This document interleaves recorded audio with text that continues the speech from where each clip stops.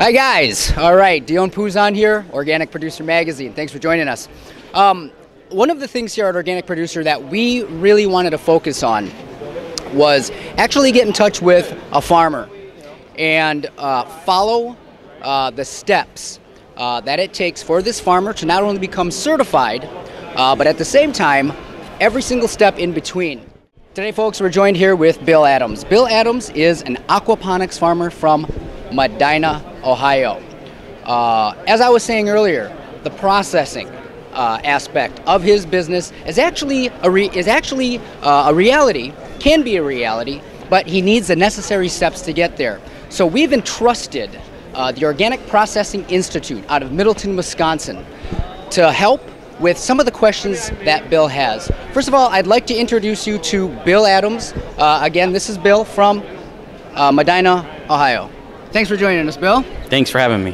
What is one of the reasons why you wanted to get together with the Organic Processing Institute today for your farm?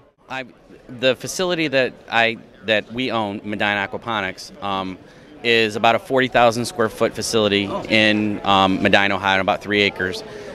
We have an aquaponics facility built out right now where we have we basically have an indoor fish farm, pools of fish, and the water that the fish live in, the pool water, actually flows through to our grow beds, where we actually the plants then retrieve the nutrients from the water and the whole process.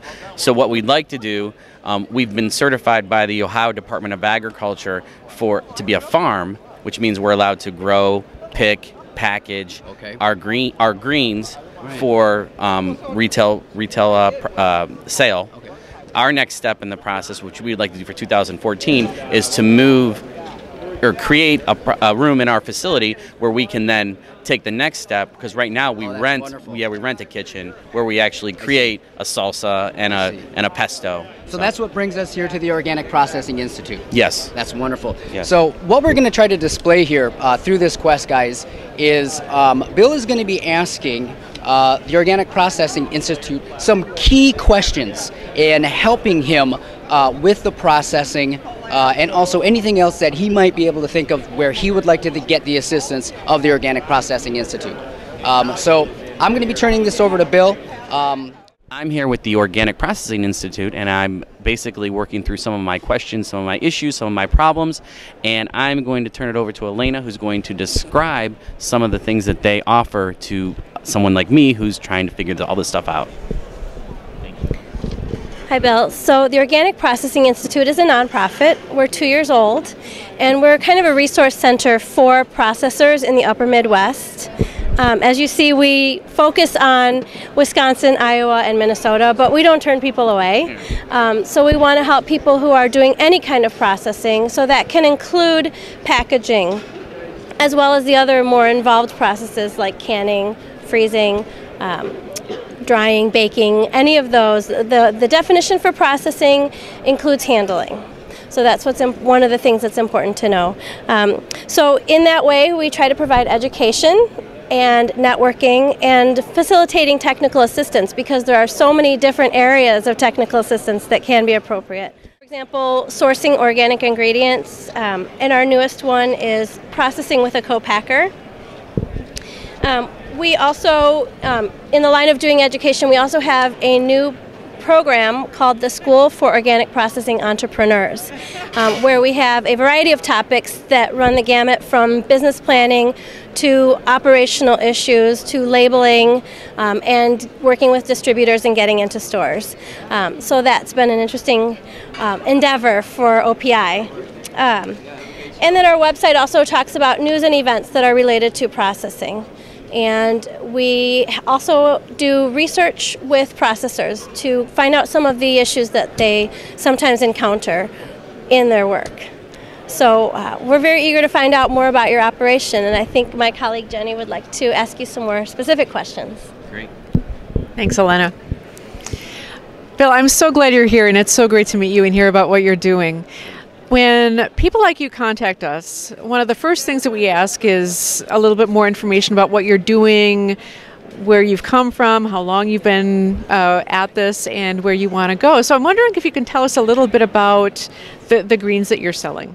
The greens that we've been growing we've actually been growing. It's taken about 2 years to get to the point that we're at right now. We've actually been growing greens for about a year now. In our grow beds, we grow our most popular things that we're growing are salad mixes. We actually don't grow any lettuces. We actually grow all the accompaniments to a salad mix, to lettuce, and forgive me for not knowing all of them off the top of my head, but like Mizuno, kohlrabi, a few of the others, we use all organic seeds. We actually used Johnny Seeds, who's another vendor here. And then we also are growing basil, we're growing cilantro.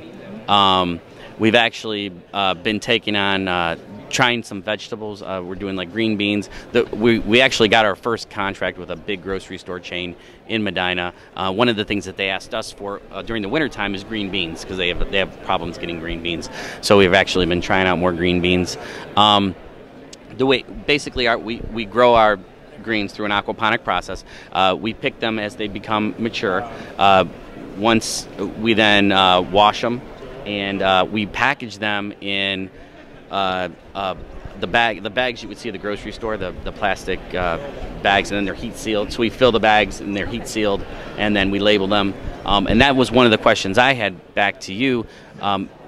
We're at the point of the process now with the organic certification, where I've gotten the letter from them saying that they're going to come and inspect us from Oregon Tilth, and one of the things that they wanted to see from us was how we're going to utilize the word organic in our labeling, and any they also offer a little what would you call that? We're required to use their logo. Yeah, a logo. And the next major thing that we want to do in our aquaponics farm, right now we package all of our greens in our clean room. That we have a room designated where we actually, once everything's picked, we take it into that room, and we then package in our plastic bags. The next thing we'd like to do is actually expand that room to actually submit to the state of Ohio to get a processing license, so that we can actually take those greens, and some of the things that we've been looking at creating are a cilantro salsa and an aqua basil pesto. So the greens that we're growing, then we'll be able to take those, process them. So that's one of the next things that we've been looking at doing. So I would. Thanks. Well, Bill is already a little bit ahead of the curve here in the way that you're asking the question. Oftentimes when we get a call from somebody, the terminology involved with processing can be difficult to parse out. There are licenses, and there is certification, and there are many different authorities that processors deal with in scaling up and going from very small scale home processing to something that is licensed and that you can sell retail. And I think you're right on the ball so far. You're working with Oregon Tilth as a certifier, and so they know your facility, they know what you're doing, and the license that you're getting is from the state, the Ohio Department of Agriculture, for a processing facility. Yes. Something else that we help to make people understand is that there are many different authorities that deal with licenses. And when we were talking off camera, you mentioned the Ohio Department of Ag. You also mentioned the health department. There is exactly the local health department, right? There are state level authorities, and there are also local level authorities. And it can be kind of difficult for people to understand who has what jurisdiction. And ultimately, it's the call to the State Department of Agriculture, who may refer you to the health department. And we find that some people get differing interpretations of the law depending on whom they speak with, the local health department or the State Department of Agriculture. Local rules can differ a little bit from what you read in state rules. And so that can be kind of a frustrating barrier to get over.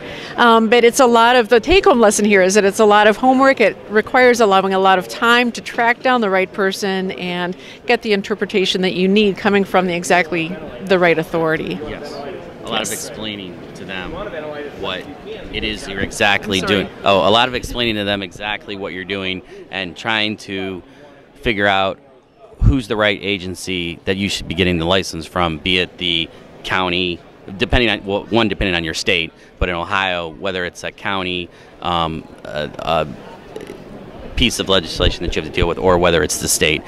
So that's what I've been kind of working through, is the county that I live in is Medina County, and then the differences between that and what happens for the state of Ohio. So I think you're right on the mark for making a value-added product with the great produce that you're already growing.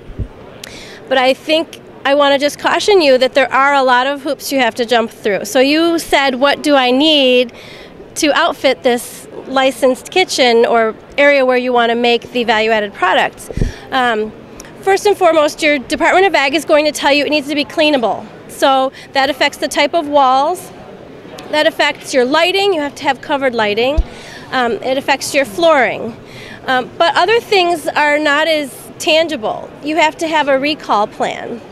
You have to have traceability. So there are a lot of issues. And it's something you want to weigh carefully in that jump from a commercial kitchen that you might rent to doing your own operation. And also something that some people might consider in the middle is working with a co-packer.